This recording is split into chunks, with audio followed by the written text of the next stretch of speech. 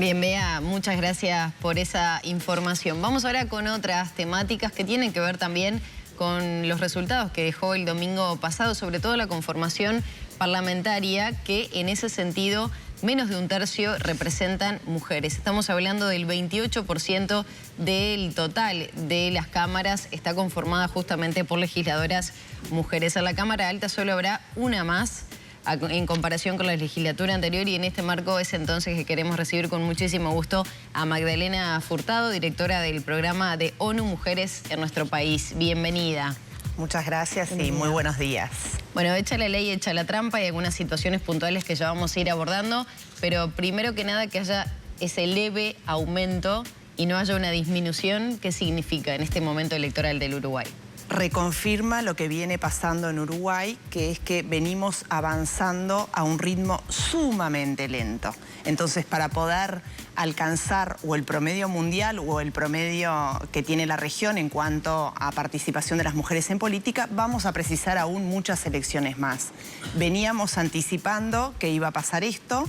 ¿Por qué? Porque la aplicación de la ley de cuotas en Uruguay, en vez de operar como un piso mínimo, opera como un techo. Y ya sabemos que no le podemos pedir más a esa ley de cuotas. Bueno, sin embargo, hay algunos partidos que implementaron el 1 a 1, ¿no? Sí. Un hombre, una mujer, un hombre, una mujer. Y bueno, y creo que ese aumento que tenemos en el promedio es debido a esa implementación voluntaria de la paridad dentro de sus listas por parte del Frente Amplio. ¿Cómo queda Uruguay en el ranking ahora con esta composición a nivel, por ejemplo, regional? Y más o menos igual, porque estaba en el lugar número 100 y suponte que debe haber quedado en el lugar número 90. Igual, de todas maneras, pueden seguir habiendo movimientos, porque sabemos que después cuando se elige el Ejecutivo puede haber cambios, y también después en las elecciones subnacionales puede haber cambios. Entonces, perdón, Magdalena, en ese sentido, ¿ustedes evalúan cuando se arma ese ranking el resultado electoral como tal, más allá de los movimientos que se den, por ejemplo, a nivel del Partido Nacional, o lo que pueda ocurrir eventualmente con el partido que gane el gobierno? Ese ranking está publicado en una página abierta de la Unión Interparlamentaria y se va... ¿En qué se basa? No, es en tiempo real, o sea, trimestralmente se actualizan los datos. Entonces, la foto ahora... puede ser distinta a la de... Exactamente. El 24 de noviembre. Exactamente, pero eso lo podemos ver en tiempo real cómo va quedando Uruguay. Por eso Uruguay no queda siempre en la misma posición, y además depende también de cómo los otros países se vayan moviendo. Pero quiero dar la imagen de que va a quedar entre el lugar 90 y 100, o sea, no va a haber grandes cambios. Si lo medimos ahora o si lo medimos en febrero, más o menos va a quedar rezagado. ¿Por qué digo de rezagado? Porque el promedio para América Latina y el Caribe de la participación de mujeres en los parlamentos está alrededor de un 35-36%. Y si miramos los países de la región, por ejemplo, aquí al lado Argentina tiene un 45%. O sea que la ley de cuotas en Uruguay sigue operando como un piso. Será un 25%, un 23%, un 28%, pero sigue operando como un piso porque la aguja se mueve demasiado lenta. ¿Y qué análisis hacen ustedes que provoca esa situación de lentitud? ¿Es porque a las mujeres no les interesa participar? ¿Porque acumulan menos votos? Que es un argumento muy usado, ¿no?, cuando uno pregunta a los referentes políticos. ¿Qué es lo que pasa? Bueno, sabemos que mientras Uruguay estaba discutiendo aplicar una acción afirmativa como fue lo de la ley de cuotas, toda la región ya estaba hablando de la paridad. De hecho, 9 países están aplicando leyes de paridad. Entonces, sabemos que naturalmente los saltos cualitativos que puede dar un país se atribuyen sobre todo a la existencia de acciones afirmativas como las leyes de paridad. Uruguay dio un salto cualitativo. Cuando no tenía ley de cuotas a cuando tuvo ley de cuotas, ahí hizo el primer salto. Y ahora debería avanzar Uruguay hacia una ley de paridad para poder dar el segundo salto y ubicarse por lo menos en los niveles promedio de la región. Sabemos que estos cambios no se dan naturalmente, que se precisan leyes que puedan impulsar esta transformación. Yo estuve cuando se debatió en el Parlamento este año la ley de paridad, fue mayo, junio, y todos los argumentos que uno escuchó en esa discusión que duró 8 o 9 horas eran que no se precisa acudir a una ley. Y en realidad nosotros desde ONU Mujeres decimos sí, se precisa acudir a una ley porque la experiencia internacional te muestra justamente que los saltos cualitativos se dan cuando esa ley, que supuestamente es transitoria, ayuda a empujar a todos los partidos políticos en esa dirección. Furtado, y en ese sentido me voy a poner en abogado del diablo, ¿no? Muchos pueden decir, bueno, no se vota a mujeres, tal vez sea parte de que no se le da la participación, porque si una mujer empieza a ser más visible, actúa desde otro lugar en política, puede llegar desde otro lugar a la ciudadanía también. Pero me quiero referir, a nivel de esos países que aplicaron la ley de paridad, que están más avanzados que nosotros, ¿se empieza a notar un cambio en las políticas públicas que se trabajan a nivel parlamentario? Sí, por supuesto, porque en primer lugar una democracia se enriquece cuando hay más representatividad. O sea, estamos hablando que las mujeres son la mitad de la población y que hay como un filtro para ocupar los lugares de decisión. Y hay un montón de argumentos que se dicen y que se dijeron también cuando se votó la ley de paridad, de que no había necesidad de una ley. El argumento que más escuchamos es que se llega al Parlamento por las capacidades. Entonces, imagínense ese argumento, lo que implicaría, asumir que las capacidades se distribuyen, no se distribuyen de manera igual entre hombres y mujeres, sino que las capacidades están mayormente en los hombres.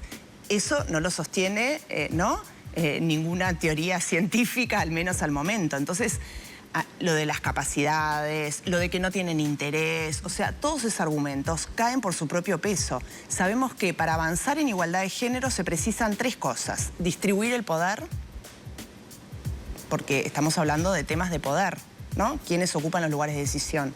Distribuir de manera más equitativa el tiempo, porque sabemos que las mujeres tienen mayor carga del trabajo de cuidados y todo el trabajo no remunerado del hogar. ¿Son las que llegan a lugares de decisión? Inclusive. Y distribuir los recursos, porque sabemos que aún hoy la propiedad de los recursos materiales, etcétera, de los medios de producción, siguen en manos, en su mayoría, en los hombres. Entonces, son estas tres cosas que precisamos para poder avanzar en términos de igualdad de género. Y voy a decirte una cosa, ¿qué es lo que vemos? Nosotros miramos las experiencias de todo el mundo y vemos que es muy beneficioso trabajar en estas agendas y darle mayor participación a las mujeres para el desarrollo de un país. Miremos, ¿cuál es el ranking de los países más desarrollados en el mundo? Tienen un parlamento Son los que paritario. tienen mayores índices de igualdad de género, ¿no? O sea, miremos, el ranking, hay una correlación absoluta. Magdalena. Entonces, que esta agenda no es beneficiosa para el desarrollo, que la inclusión de mujeres no es beneficiosa para el desarrollo, creo que no entendimos nada, porque es lo que podemos observar y mirar a nivel global. Si miramos Noruega, Suecia, Finlandia, Dinamarca, los países con mayor nivel de desarrollo son los que están en el índice de género mundial con mayores proporciones. ¿Qué hubiera pasado? Porque hablamos de un 28% del total de legisladores que tienen representación de mujeres parlamentarias. ¿Qué hubiera pasado si el Frente Amplio no hubiera aplicado esa ley de paridad? Hombre-mujer, hombre-mujer. Teniendo en cuenta que, por ejemplo, el Partido Colorado tiene 5 senadores y ninguna mujer. El Partido Nacional tiene 2, pero hay una de ellas que va a abandonar para que suma Camí. ¿Qué?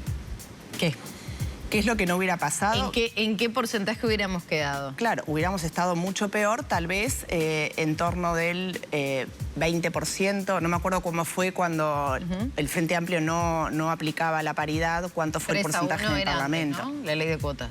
Exactamente. Una mujer cada 3 representantes. Y hubiéramos quedado en una situación peor, por supuesto. O sea que creo que haber aumentado un poquito ayudó por la implementación voluntaria que hizo el Frente Amplio en la composición de sus leyes.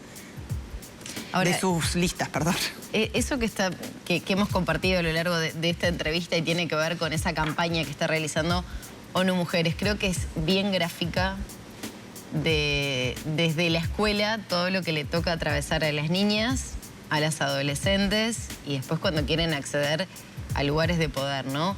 ¿Cuál era el mensaje que se pretendía trasladar y que así estamos compartiendo, ¿no? Niños de escuela pública cantando el himno, si no me equivoco, en el Parlamento, en el Palacio Legislativo, allí en el Salón de los Pasos Perdidos, y se ve a los varones que están tapándole la boca, empujándolas. ¿Qué es ese mensaje que pretende darse? ¿Por qué niños y por qué en el Parlamento? Bueno, ese spot que lo sacamos ahora hace unos días en el marco de las elecciones aquí de Uruguay y que la verdad que la idea creativa fue de la Agencia Ciudadana, muy buena, creemos que invita a visibilizar el fenómeno de la violencia hacia las mujeres que ejercen o que están en la política. Porque es un fenómeno que hemos estudiado, no solo desde ONU Mujeres, sino también, por ejemplo, en Uruguay ha hecho un informe y un diagnóstico muy relevante el Instituto Nacional de las Mujeres, de ver que también el fenómeno de la violencia política hace desalentar a las mujeres de acceder o de iniciar esa trayectoria en la política o de permanecer en la política. Y eso lo hemos comprobado. El documento del Instituto Nacional de las Mujeres, que cuando lanzó el programa de fortalecimiento de mujeres políticas acá en Uruguay, cuando inició su gestión, hizo un estudio diagnóstico de varios temas. Y hay un capítulo que es dedicado al tema de la violencia política. Y allí en ese capítulo indicaba que el 80% de las mujeres políticas encuestadas decía que habrían presenciado o que le haya pasado a ella o a alguna colega mujer política menosprecio cuando hablaban o interrupciones o que se bypaseaba en algunos acuerdos.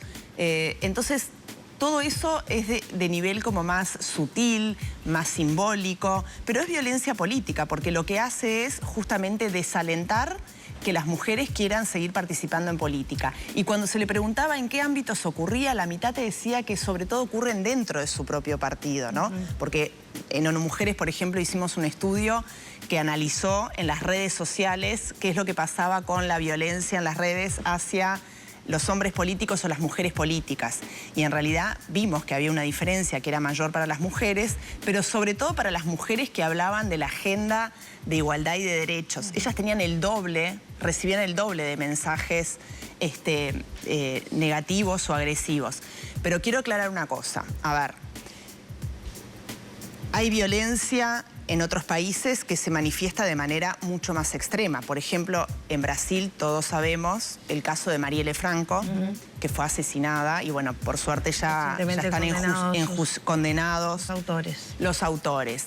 Nosotros estamos hablando de una violencia mucho más sutil, simbólica, pero que ocurre porque las mujeres de todos los partidos políticos también los ánimos. Exactamente. Y Magdalena, siempre se dice que la ley consagra algunas obligaciones, pero no cambia la cultura, no cambia algunas prácticas. ¿Cómo se puede cambiar esa mirada que tienen los partidos, que tiene la población en general, bueno, para habilitar esa mejor representatividad en el Parlamento? Eso con los niños que están en el spot, desde chicos, como uno educa en igualdad, educa en respeto, educa en valorar de la misma manera, ¿no? Las intervenciones de las niñas. O sea, educar en igualdad es muy necesario y siempre decimos que obviamente la violencia es totalmente prevenible, pero bueno, tenemos que poder educar en igualdad y educar en respeto. ¿Cómo combatir lo que ya tenemos instalado en esta sociedad? Y bueno, creo que campañas como estas, un llamado a la reflexión, abordar estos temas y también creo que estaría bueno que los partidos lo tomaran a la interna. Sé que algunos partidos han empezado a trabajar a la interna con protocolos de actuación en caso de la violencia, pero bueno, creo que hay que fortalecer muchos más para lograr sí esa prevención y que no pasar a mayores, como decías tú. Recién hablábamos con Domenech y una de las consultas que le hacíamos es que, por ejemplo, y esto tal vez sea un poco complejo de responder como directora de ONU Mujeres, pero sí su partido ha sido muy crítico de la agenda de derechos y, bueno, y todo lo que significa eso, ¿no? Sin embargo, hubo cierto rechazo de la ciudadanía y eso es uno tal vez de los argumentos que se pueda manejar. Más allá de eso, Cabildo es uno de los que tiene representación paritaria, pues tiene un hombre y una mujer como diputados. Es raro de poder explicar a alguien que llega de otro lugar y tiene que entender cómo funciona esa lógica, ¿no? Teniendo en cuenta que, por ejemplo, hay muchas legisladoras que promueven esa agenda de derechos y que hoy resultaron electas, ¿no? Que eran candidatas y sí resultaron electas. Sí, sí, Cabildo en las elecciones pasadas también tuvo, después del Frente Amplio, fue el segundo partido con una representación más igualitaria, muy por encima de Partido Nacional o Partido Colorado. A ver, creemos que más voces de mujeres mejoran la democracia y creemos que las voces que hay que sumar también son voces que apoyen a hacer avanzar la igualdad de género, porque claramente no todas las mujeres son feministas y no todos los hombres son feministas. Te diría que un porcentaje mucho menor de hombres son feministas que de mujeres feministas, pero sí tenemos incluso mujeres que están en contra de la agenda de derechos, de la agenda de género, pero creemos en que para poder avanzar hacia una democracia más potente, tenemos que tener una democracia más representativa. Y voy a poner el ejemplo de Uruguay, de cuando salió de la dictadura en el 85 y tiene su nuevo parlamento, el primer parlamento democrático. Increíblemente, por si algún televidente se olvida, ese parlamento fue 100% de titulares hombres, ¿no? Entonces es como también contradictorio volver a la democracia sin la representación de la mitad de la población. Y como dijimos, las capacidades se distribuyen, ¿no?, de manera equitativa entre hombres y mujeres. Y bueno, de la misma manera deberíamos tener una representación parlamentaria más equitativa. Y esto lo tenemos que ver de manera más natural. ¿Y cuál es el problema que tiene Uruguay? El problema que tiene Uruguay es que los líderes o las cúpulas de los partidos siguen siendo en todos los casos hombres. Y sabemos que, por lo general, basados en un montón de estereotipos, de sesgos, de todo lo que está estudiado, hay una preferencia por elegir hombres en esa composición. Nosotros tenemos el caso muy bien elaborado para las empresas.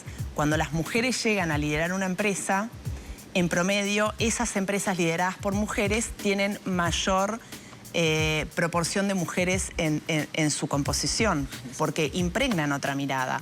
Y por otro lado, también sabemos que el modelo de negocio, o sea que la rentabilidad, el precio de venta de esas empresas, las acciones, suben cuando hay una composición más equitativa. Magdalena, te agradecemos muchísimo, nos has acompañado, sobre todo para evaluar un poco lo que dejó esta jornada electoral y esta nueva campaña de ONU Mujeres. Muy amable. A las órdenes.